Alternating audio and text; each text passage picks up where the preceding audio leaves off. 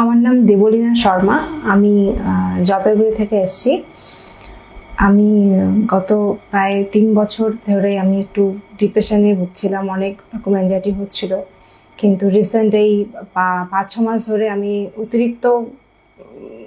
অতিরিক্ত প্রবলেমের মধ্যে দিয়ে যাচ্ছিলাম আর কি। মানে কোনো কিছু করতে ভালো লাগছিল না, হাত পা কেমন ঝিমঝিম করছিল, কথা বলতে ভালো লাগছিল না। তারপরে এটা দেখে আমার বাড়ির গার্জিয়ানরা আর কি, স্পেশালি আমার পিসি, পিসিও আগে এখানে ট্রিটমেন্ট করেছিল, সেই জন্য পিসি আমাকে বললো যে এখানে আসতে আর কি। তো পিসি আমাকে এখানে নিয়ে এসেছিল, এই দিব্যা আয়ুর্বেদিক সেন্টারে নিয়ে আসলো।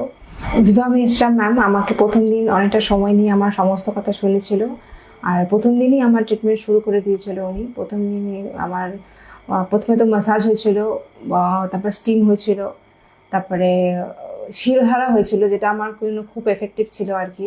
ওটা নেওয়ার পরে আমি অনেক দিন পরে একদম শান্তিতে ঘুমিয়েছিলাম। প্রায় 12 ঘন্টা তো আমি ঘুমিয়েছিলাম, একদম ননস্টপ, কোনো রকম কোনো ব্রেক ছাড়া ননস্টপ 12 ঘন্টা ঘুমিয়েছিলাম।